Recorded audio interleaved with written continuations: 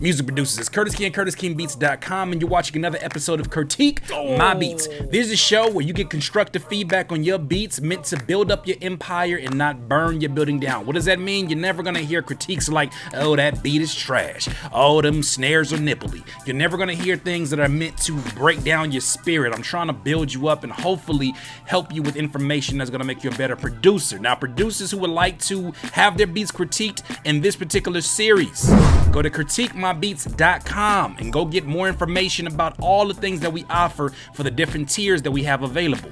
If you'd like to go ahead and take care of one of those, all you gotta do is go down to the buy now button. We'll have you on an episode in the near future.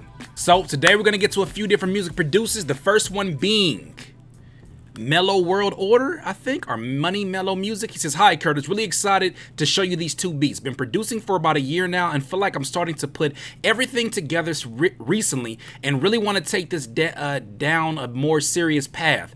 I know I'm definitely not perfect by any means, and I believe one should strive to always improve no matter where they are, but I can say I'm confident in my product, and I think as of now, mixing is my biggest weakness until I can buy myself more proper equipment instead of mixing with headphones.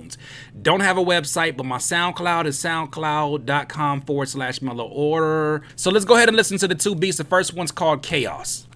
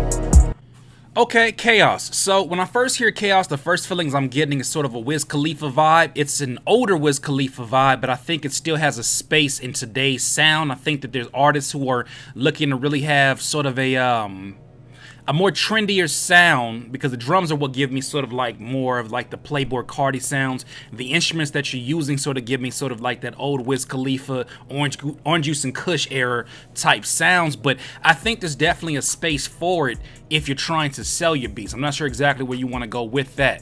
I would say, just as a kind of a critique to the message you told me before about you mixing in headphones, have no fear. I mix all of my beats in headphones. I got these monitors here, but I live in an apartment right now, and it makes it slightly difficult for me to really get in and mix my particular beats on the monitors because I'm not trying to get evicted. So have no fear about that. Really, you just want to get a good quality pair of headphones.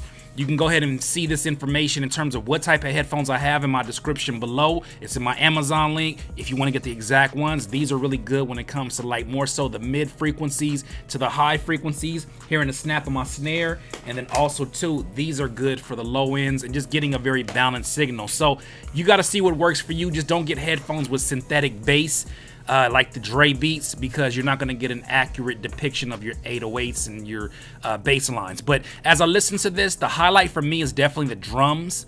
That flute that came in towards the chorus was definitely a highlight, because when I first heard the melodies in the beginning, it didn't sound like it had a particular direction. It just sounded like they were kind of boom, boom, boom. It didn't sound like it was trying to evoke an emotion. I didn't feel an emotion until that chorus came in and really brought everything together. So I think you want to focus more on that. The mixing was not bad, actually, for the drums.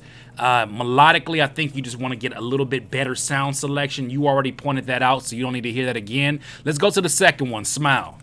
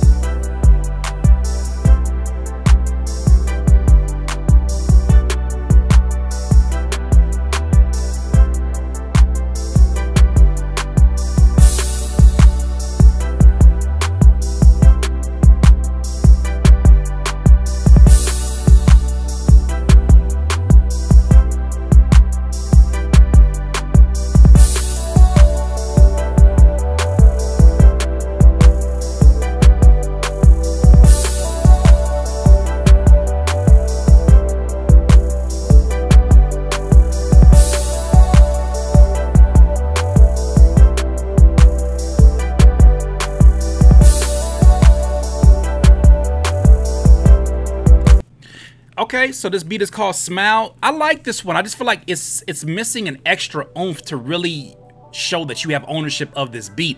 As I'm listening to it, there's a few things that stand out for me. Like, I like your drum work on both of these. The drum work, the swing on those sound nice. They sound like a natural swing. Even though I would say the clap on this one was sort of a drier clap, and it didn't really feel like it was too much EQing going on with it. Right now, as I'm listening to it, I'm like, it kind of gives you a vibe, but then before you really can get into it, it's just not going further. And I think some things that could help it go have that extra notch will be some sound design, taking some instruments out, maybe even adding certain sound effects or certain synthesizer runs or some synthesizer blips or special effects, or just something that's going to make it really feel like every loop is special. Also too, speaking about making instruments special, that crash, as great as that crash sounds, even though I will probably run it through a filter or some kind of reverb to give it more space and make it sound bigger, I wouldn't put that every 4 or 8 bars. I think that that's a bit excessive. I think when you're thinking about splashes, you want to look at those like, for me, when I'm putting splashes within my beats, I look at those as like exclamation marks on the next transition within my beat.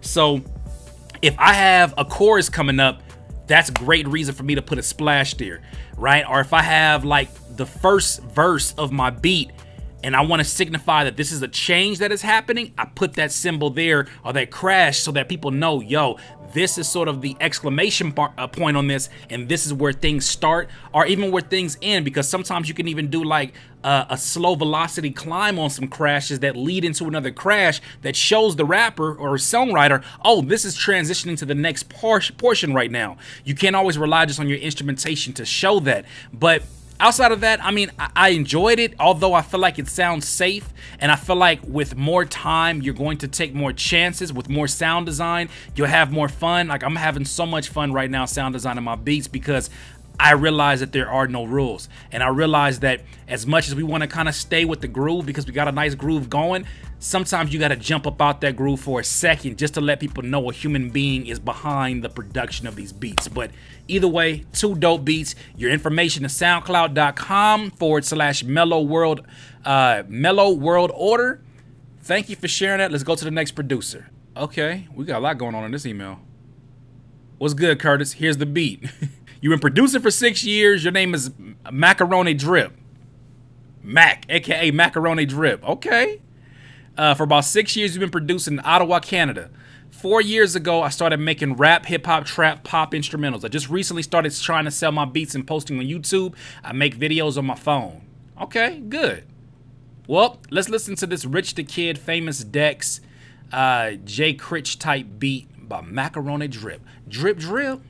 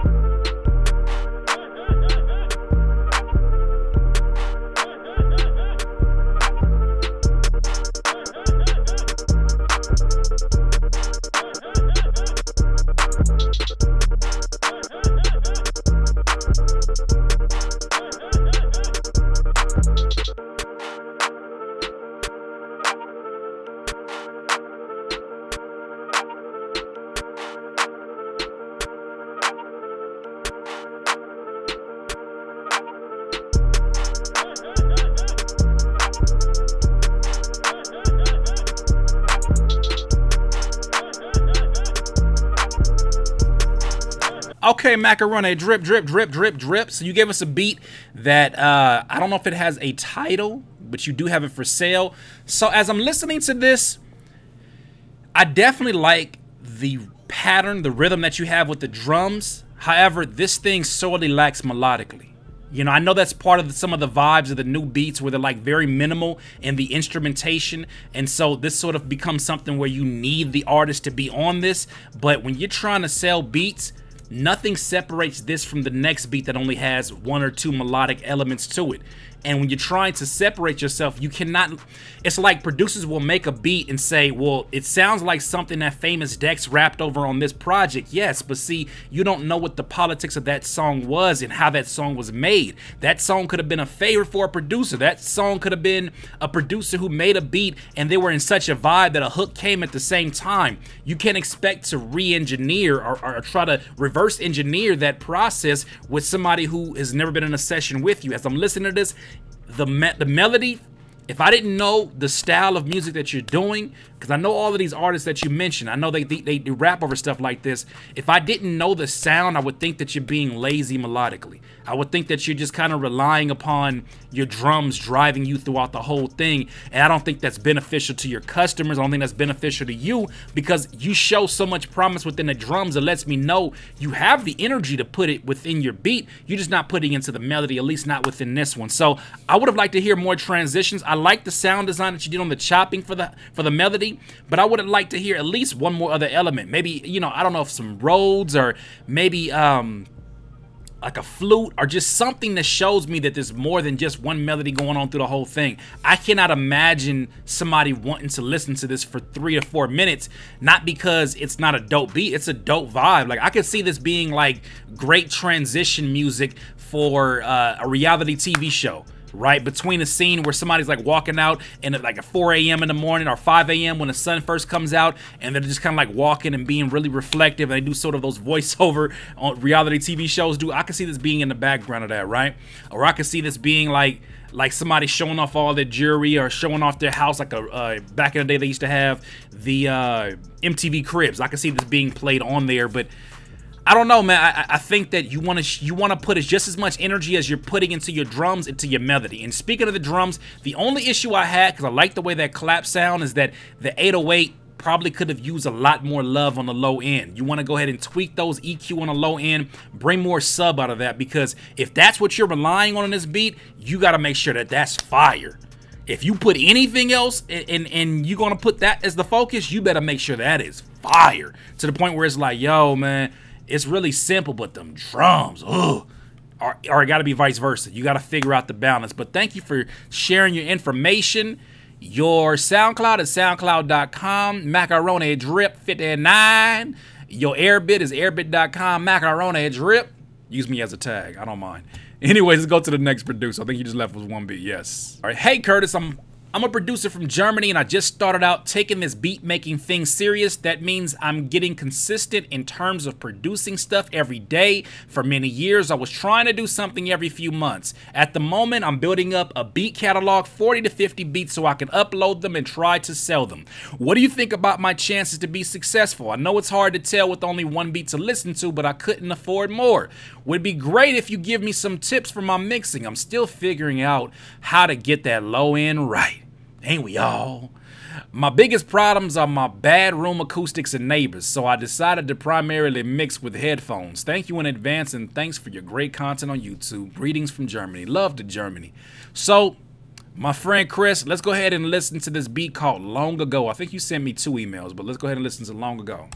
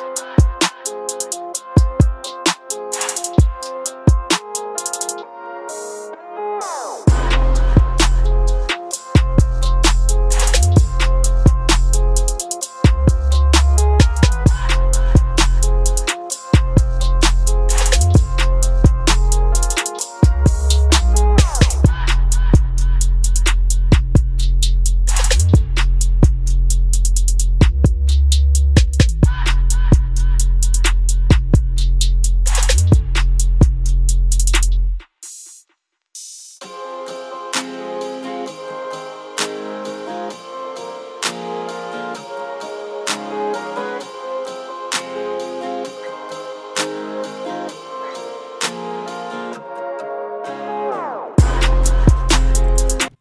fam, that is a record.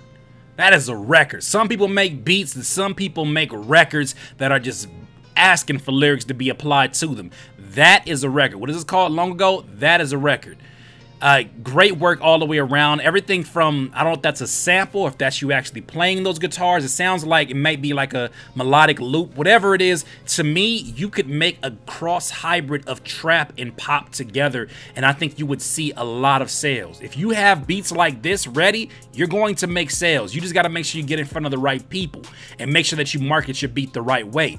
40 to 50 beats alone this caliber, fam, you're going to be good. You'll be making, mark my words, Chris. I don't know what you rebranded your name to. Matter of fact, let's go to your other email. Okay, so your name is DAKU Beats now. Look, fam, I don't know what you are messing with in terms of your other sounds, but this could very well be working to your advantage.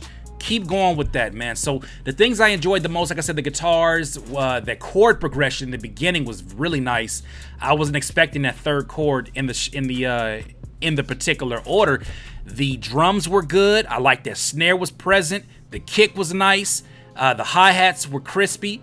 Also, the only critique that I have about the drums is that I know that you sidechain your kick to the 808, and the 808 is responding to your kick, which is good, but I think that you want to take a little bit of that release down, or take a little bit of that response down from the 808. The 808 sound like it's getting too sidechain, right? It's losing some of the oomph factor. It's losing some of the sort of the punching, like the 808 is supposed to be like if this is the kick, the 808 is supposed to be crowding around it, but then it's like every time the kick hits, the 808's like room.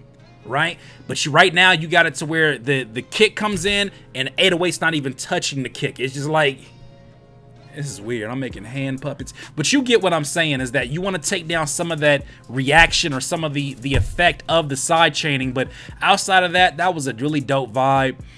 In the chorus, I mean, I think that you would definitely, with a beat like this, you probably would see even more sales if you find somebody who has a really pretty voice, like a female singer who has a really pretty voice, who does a hook over this beat. You'll kill it. I promise you will kill it. But continue going. I'm telling you right now, I see you being very successful, DAKU Beats, within this. You got nothing but love for me. That was dope. Austin Stutz. Okay, hey Curtis, thank you for all you do for the producer community. You've been a huge blessing and inspiration for me to keep pursuing my dreams. I've been making beats for about 4 months now, so I'm pretty new to this. I'm struggling with a lot with getting out of the loop syndrome, and I'm still trying to work on my mixing techniques. That being said, I think this is the first beat I've made that I felt was worth a critique. I really tried to get out of my comfort zone with this beat and try new things. Thanks. YAMIKONO? YAMIKONO? I'm probably butchering your name. Y'all know I ain't really good with names. You got to spell it out phonetically for my dumb ass. Twitter is _Stutz, and then we go from there. So the beat is called Trappish Beat. So it's like a beat that's kind of trappish. Let's listen to it.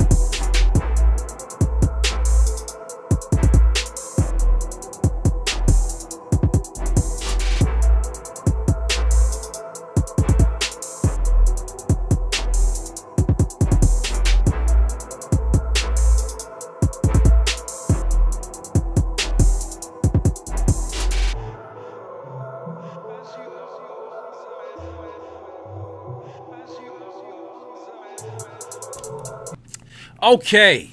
When you're making beats, and especially if you're making beats with the intentions of somebody rapping over it, what you got to understand is that there's certain things that we do as producers that present obstacles that make it a bit more difficult for a rapper to say, yeah, I want that beat. One being our drum patterns.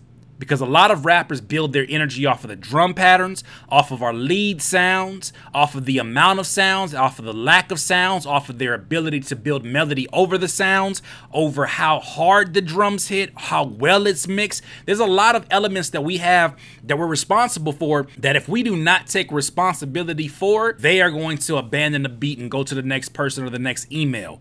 I think some of the obstacles in this one are the ones that I kind of mentioned, is that the drum loop, as great as it may be a switch up from what we're used to from trap beats, using that as the whole beat the whole way through, you're asking for a lot from your particular listener or rapper. I think that it will be great for a breakdown, but I think do some straightforward drums. You know, do some drums that make it easy to rap over. Don't create more obstacles between you and the songwriter. Make it easier. Also, too, with the mixing, the snare just was not present for me. The snare was not coming through clear enough. And really, that's EQing, that's sound selection. You got to find a snare that really just kind of hits you on the bridge of your nose. And you got to really know what that means. Like, listen to beats that you love and see, okay, if I were to close my eyes, where do I see this snare being at? Okay, because now we're talking about panning. Do I see the snare over here? Okay, cool. How close do I see it proximity-wise? Is it here or is it further away? However close or however far away it is, really determines the volume of that. Okay, so then the panning and the volume. But just close your eyes and try to see that and picture it as you're listening to your favorite music. I do this all the time. So for this, I would look at this and say, okay, what things am I creating that's going to make it more difficult for somebody to rap over this beat? I think that's one of them, is the rhythm. I think secondly, the melody becomes very monotonous. Although in the beginning it was feeling like it's about to be hypnotizing, I think you are right. You are in the loop syndrome. And the way that you break the loop syndrome is stop making loops. What do you mean, Curtis? Stop making loops. What I mean is add other instrumentations in, add sound effects. I see you kind of did that towards the chorus. And sometimes it's not even adding. Sometimes it's taking away stuff. That chorus, those vocals, that it was kind of like talking or singing, it was out of key. So now you're asking a singer or a rapper who wants to make a melody or a hook, you're asking them to find the key of a hook that's already out of key. You're asking them to rap over drums that are not the usual trap drums, right? You're asking them to find some kind of emotion within the beat when the melody is very monotonous and the snare is not snapping through and it's the character of the beat. You're asking a lot of your listeners. So give some attention to the mixing, spend some more time with your sound design, spend some more time thinking about, okay, what can I take away? What kind of sort of effect can I add? Like, should I do like a record stop, like on certain sounds and then bring the sounds back in? Should I add like reverse cymbals? Should I add splashes? Should I do something with the hi-hats? That's one thing too, is that these hi-hats had way too much reverb on them for me. That's just my particular liking. I would definitely take those hi-hat reverbs down. It starts to sound a bit dated. When you start to put heavy reverb on sound that don't really have reverb on them typically that much, they start to sound really 80s, because the 80s was all about reverb. All the music in the 80s is about reverb. Snares, reverb. Kicks, reverb.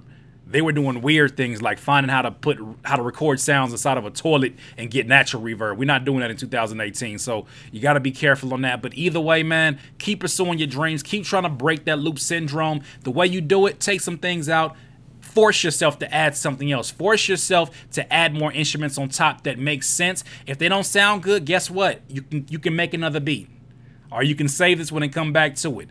You know, really start to pay attention to, if this doesn't feel right to me, I know it's going to sound ridiculously bad to somebody else if the key is not sounding right to yourself. So make sure things are in perfect harmony. You're making music after all, my friend.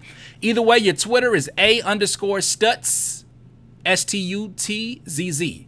So that was the last producer of The Nights. Thank you for submitting your beats tonight, music producers. You know you are greatly appreciated by your friend Curtis King. For producers that would like to be in a future episode of Critique My Beats, you know where to go. CURTIQUE-MY-BEATS.com has all the information you need from our 3-tier system, the different things we offer. You want to send 1 beat? We got you. You want to send 2? We got you. You want to send 2 beats and get some drum kits in the same package? we even got you on that too. So don't be afraid. Go to CURTIQUE-MY-BEATS.com. As you see, the numbers are not that crazy. Right now, we got 10 pending, but you better get to it soon before we close down this season. Either way, I want to say thank you to everybody that's watching, especially these 28-minute videos. Y'all are the true MVPs. I love you. Thank you for your support. Once again, this is Curtis King, CurtisKingBeats.com.